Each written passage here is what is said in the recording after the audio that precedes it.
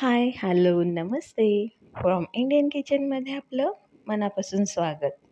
Ashadhi special थाळी आपण आज बघणार आहोत आणि त्यामध्ये वेगवेगळे उपवासाचे पदार्थ अगदी सोप्या पद्धतीने कसे करता येतील, छान अजिबात न बिघडता. तर ते बघण्यासाठी शेवटपर्यंत व्हिडिओ नक्की बघा. आज आपण आता पहिल्यांदा इथे करणार आहोत उपवासाची खीर. त्याकरता आपण घेतलेली आहे साखर, मखाने, भगर, ड्रायफ्रूट्स आणि खोबरं. हे ओलं नारळ घेतलेलं आहे आणि मखाने आपल्याला आता थोडे भाजून घ्यायचे आहेत. तर आपण हे हलक्या रंगावर असे परतून घेणार आहोत. रंग नाही बदलायचा, पण हे अगदी असे थोडेसे खुसखुशीत झाले पाहिजेत, जेणेकरून हाताने दाबले की तुटतील. म्हणजे आपल्याला हे बारीक दळून घ्यायचे, तर दळलेही जातील आणि त्याची चव पण छान होईल. आपण हे अगदी मीडियम गॅसवर परतणार आहोत, कारण हाय फ्लेमवर जर केले तर हे पटकन काळे होतात. आता तुम्ही इथे बघू शकता, हे छान दाबले जात आहेत. त्याला थोडंसं हलवून घेऊया, गॅस बंद करूया आणि गार करण्यासाठी ठेवूयात. आता खिरीची आपण तयारी करून घेणार आहोत. त्याकरता इथे एक जाड बुडाचं पातेलं घेतलेलं आहे आणि त्यामध्ये एक मोठा चमचा आपण तूप टाकणार आहोत. यामध्ये जी भगर घेतली होती ती स्वच्छ धुवून घेतलेली आहे. 2 चमचे भगर आपण इथे टाकलेली आहे आणि याला व्यवस्थित सोनेरी रंगापर्यंत परतवून घ्यायचं आहे. हे परतवताना सुद्धा गॅस आपल्याला बारीक ठेवायचा आहे, हाय फ्लेमवर परतवायचं नाही आहे. त्यानंतर इथे जे आपण ओलं नारळ घेतलेलं आहे खवून, ते टाकलेलं आहे. हे ऑप्शनल आहे, तुम्हाला आवडत असेल तर टाका, नाही टाकलं तरी चालेल, पण नारळाने खिरीला चव छान येते. तर यानंतर आपण जे ड्रायफ्रूट्स बारीक करून घेतले होते ते यामध्ये टाकणार आहोत. हे सुद्धा अगदी ऑप्शनल आहे, नाही टाकलं तरी चालेल. तुमच्याकडे उपवासाला खात असतील तर टाका, नाहीतर स्किप कराल.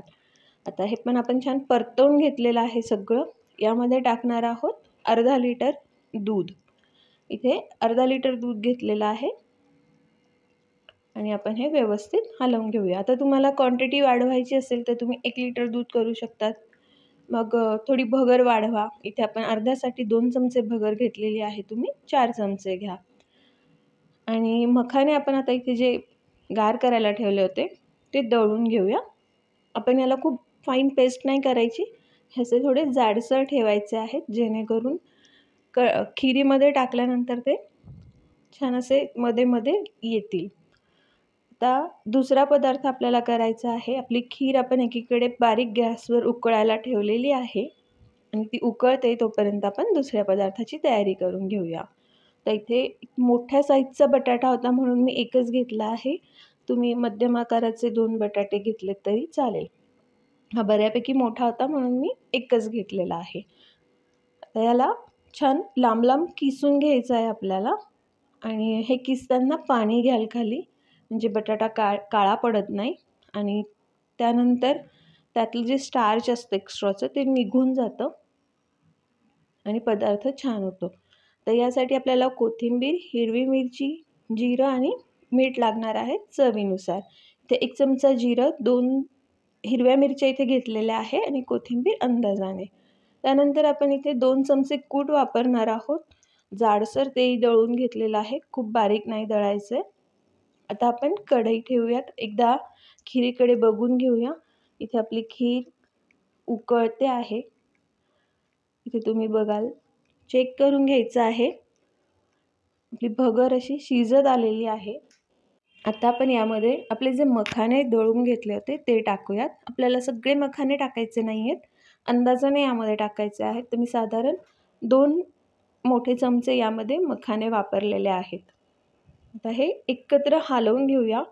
काय होतं, एक तर आपण आधीच दूध आटवणार आहोत आणि त्यात जास्त मखाने जर टाकले तर त्याला खूप घट्टपणा येतो, म्हणून 2 चमचे मखाने इथे वापरलेले आहेत. आता आपल्याला टाकायची आहे साखर.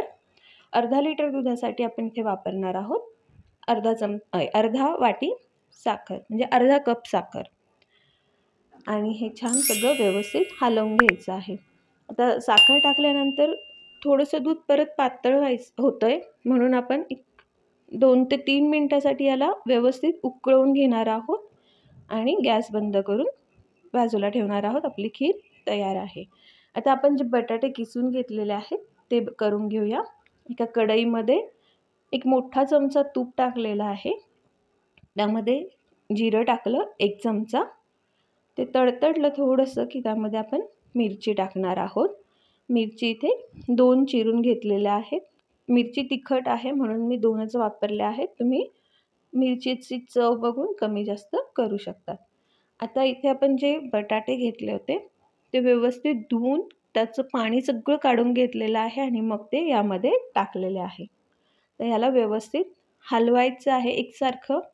खाली चटकणार नाही याची काळजी घ्यायची आहे. शक्यतो जाडबुडाची कढई वापरा म्हणजे खाली लागत नाही. आणि मंद गॅसवरच आपण हे करणार आहोत. तर याला हलवून घेतलेलं आहे व्यवस्थित. यामध्ये आपण टाकूयात चवीनुसार मीठ आणि याला परत आपण हलवून घेणार आहोत. एकसारखं हलवायचं आहे इथे. आणि आपलं आता हे छान शिजवून घ्यायचं आहे. आपल्याला बटाटा शिजलेला नाही त्यामुळे आपण याला झाकून वाफवून घेणार आहोत. आता हे आपलं वाफवतं आहे. अगदी मंद गॅसवर आपण याला वाफवायला ठेवणार आहोत. तोपर्यंत आपला जो तिसरा पदार्थ आहे त्याची तयारी करून घेऊया. यासाठी मी इथे भगर घेतलेली आहे 1 कप, जी रात्रभर भिजत ठेवली होती. भिजवायची नसेल, वेळ नसेल तर सकाळी सरळ तशीच्या तशी वापरली तरीही चालते. फक्त भगर स्वच्छ धुवून घ्यायची आहे. तर इथे 1 कप भगरीसाठी अर्धा कप साबुदाण्याचं पीठ वापरलेलं आहे. पीठ नसेल तर सबंध साबुदाणा वापरला तरीही चालेल. फक्त तो थोडा भाजून घ्या आणि मिक्सरमध्ये दळायला भगरीसोबत घ्यायचं आहे. आता आपण दळणारच आहोत म्हणून डायरेक्ट साबुदाणा वापरला तरी चालेल, पण थोडासा आधी भाजून घ्या म्हणजे तो छान बारीक होतो. आता आपल्याला ही जी भगर आपण धुवून घेतलेली आहे ती आणि थोडंसं साबुदाण्याचं पीठ असं बारीक दळून घ्यायचं आहे. आणि हे सगळं मिश्रण आपण आता एका बाउलमध्ये काढून घेणार आहोत. हे मी 2 पार्टमध्ये दळून घेते आहे. आत्ता आपला एक पार्ट दळून झाला आहे. याच पद्धतीने दुसरा पार्टही आपण दळून घेऊयात. यामध्ये आपण कुठल्याही पद्धतीने इनो वापरणार नाही आहोत, सोडा वापरणार नाही आहोत किंवा यामध्ये दहीही टाकलेलं नाही आहे. फक्त भगर आणि साबुदाण्याच्या पिठापासून आपण हे बनवणार आहोत. तरी खूप छान होतात. तुम्ही नक्की करून बघा. कसे झाले नक्की कळवा. व्हिडिओ आवडत असेल तर लाईक करा, शेअर करा. चॅनलवर नवीन असाल तर सबस्क्राईब करायला विसरू नका. आणि अजूनही कोणी सबस्क्राईब केलं नसेल तर सबस्क्राईब नक्की करा. ठीक आहे, तर आपण यामध्ये टाकणार आहोत चवीनुसार मीठ. तुम्हाला इथे आवडत असेल तर तुम्ही कोथिंबीर बारीक चिरून आणि हिरवी मिरची बारीक चिरून टाकू शकतात. पण हिरवी मिरची अगदी बारीक चिरा म्हणजे तुम्हाला हे पसरवताना त्रास होणार नाही. आता आपण आधी आपले जे बटाट्याचं भाजी म्हणा किंवा कीस म्हणतो आपण ते बघून घेऊया. इथे छान वाफला गेलेला आहे. याला हलवून घेऊयात थोडंसं एकसारखं व्यवस्थित. आणि यामध्ये आपण टाकणार आहोत शेंगदाण्याचं कूट, जे आपण जाडसर दळून घेतलेलं आहे. 2 चमचे शेंगदाण्याचं कूट यामध्ये वापरलेलं आहे. आता ही जी मी थाळी दाखवते ही पूर्ण 2 माणसांसाठीचं सगळं माप आहे. फक्त आपले जे आता भगरीचे घावण तयार होणार आहे ते ह्या मापामध्ये साधारण 8 ते 9 घावण तयार होतात. आता आपण गॅस बंद करून आपला भाजी पण झालेली आहे बटाट्याची ती बाजूला ठेवूया आणि इथे घावणं करायला घेऊयात. तर आपला तवा छान तापलेला आहे. याला छान खुसखुशीत असे कुरकुरीत घावणं तयार होण्यासाठी आपण आधी तूप टाकलं आहे. हे थोडंसं पाणी शिंपडून घेतलं आणि याला व्यवस्थित पसरवून घेतलं आहे. ज्यांच्याकडे नॉनस्टिक तवा नसेल, लोखंडी तवा वापरत असाल त्यांच्यासाठी ही पद्धत नॉनस्टिकी करण्यासाठी छान आहे.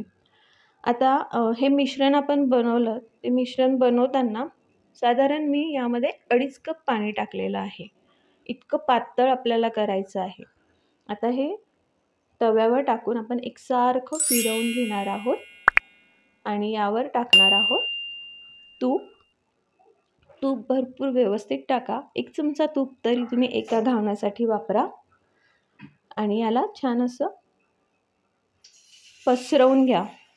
असं खुरपीने पसरवलं की तूप सगळीकडे एकसारखं लागतं. तुम्ही ते बघू शकतात. आपण सगळे पदार्थ अगदी सोप्या पद्धतीने कसे करायचे ते बघत आहोत.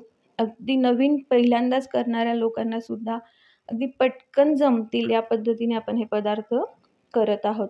तर इथे कडा आपोआप सुटायला लागते तेव्हा खुरपी टाकून अलगद आपल्याला हे बघायचं आहे खालून झालेलं आहे का. आपण हे पण अगदी स्लो गॅसवर करणार आहोत म्हणजे आपले घावणं छान शेकले जातात आणि खालून रंगही जास्त लालसर होत नाही. आणि आता हे तुम्ही बघाल किती छान कुरकुरीत झालेले आहेत. आपण याला घडी घालून हे काढून घेऊया. तुम्हाला जर थोडासा रंग अजून सोनेरी करायचा असेल तर 1-2 मिनटं ठेवलं तरीही चालेल, पण अगदी स्लो गॅसवर हे करायला ठेवाल. तर याच पद्धतीने आपण दुसरं घावणंही काढून घेऊया. तुम्ही ते बघू शकता किती छान झालेलं आहे. अगदी उपवासासाठीच करायचं असं नाही, तर हे तुम्ही नाश्त्याला सुद्धा बनवू शकतात आणि अगदी झटपट होणारा पदार्थ आहे. भगर फक्त आपण आदल्या दिवशी भिजवून ठेवली आहे. नाही भिजवलीत तरी तुम्ही वेळेवर सुद्धा हे करू शकतात आणि टिफिनला सुद्धा तुम्ही हे देऊ शकतात. अगदी छान होतं. फक्त चटणीसोबत वगैरे ह्याला द्यायचं आणि टिफिनला जर देणार असाल तर घावण गरम गरम टिफिनमध्ये भरू नका. कारण घावण असं गरम गरम जर घडी घालून ठेवलं तर ते चिकटतं आणि खूप मऊ होतं. त्यामुळे आधी थोडं गार करून घ्या. तेही असं घडी न घालता आधी गार करून घ्या आणि मग टिफिनमध्ये भरा. आहा, किती छान रंग आलाय, तुम्ही ते बघू शकतात. अगदी मस्त झालेलं आहे, कुरकुरीत. तर याच पद्धतीने सगळे घावणं मी बनवून घेते. तर आपण घावणासाठी चटणी लागणार आहे ती करून घेऊयात. तर यासाठी इथे घेतलेली आहे कोथिंबीर आणि हिरवी मिरची. साधारण 3-4 हिरव्या मिरच्या मी इथे घेतलेल्या आहेत. त्या बारीक बारीक करून घ्यायच्या आहेत आणि दाणे आपण इथे वापरलेले आहे शेंगदाणे. हे भाजलेले शेंगदाणे आहेत.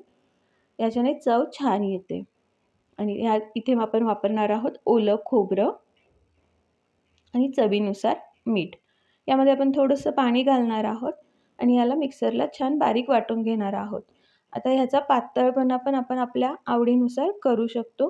थोडीशी अशी घट्टसर चटणी छान लागते आणि तुम्हीही खाल्लेली असतील घावणं किंवा बघितलेली असतील. तांदळाचे घावणं करतात तसेच हे भगरीचे घावणं आहेत. आपण याला कुठल्याही पद्धतीने आंबवलेलं नाही की याच्यामध्ये दुसरा आंबट पदार्थ टाकलेला नाही, इनो नाही, सोडा नाही, पण तरीही अगदी छान झालेले आहेत. आता इथे आपली चटणी तयार आहे, घावणं तयार आहेत, त्यानंतर आपली खीर तयार आहे आणि बटाट्याची भाजी तयार आहे. हा तर माझा आवडता पदार्थ आहे. अगदी मी टिफिनला कायम घेऊन जाते कारण अगदी पटकन होतो, याला वेळ लागत नाही. आता इथे हे आपलं पूर्ण उपवासाची थाळी तयार आहे. आपण ही व्यवस्थित सजवून घेऊया. तुम्हाला व्हिडिओ कसा वाटला तेही मला कमेंट्समध्ये नक्की कळवा आणि कुठला पदार्थ तुम्हाला जास्त आवडला, कुठला पदार्थ तुम्हाला सोपा वाटला करायला, हेही मला नक्की कळवा. ह्या पदार्थांना तुमच्याकडे काय म्हणतात हेही सांगा. आता छोटासा लिंबू आपण ठेवूयात भाजीवर पिळण्यासाठी. ही भाजी कशासोबतच खायची गरज नाही, तुम्ही चमच्याने अशीच खाऊ शकतात. तुम्हाला हवं तर तुम्ही ही घावण्यासोबतही खाऊ शकतात.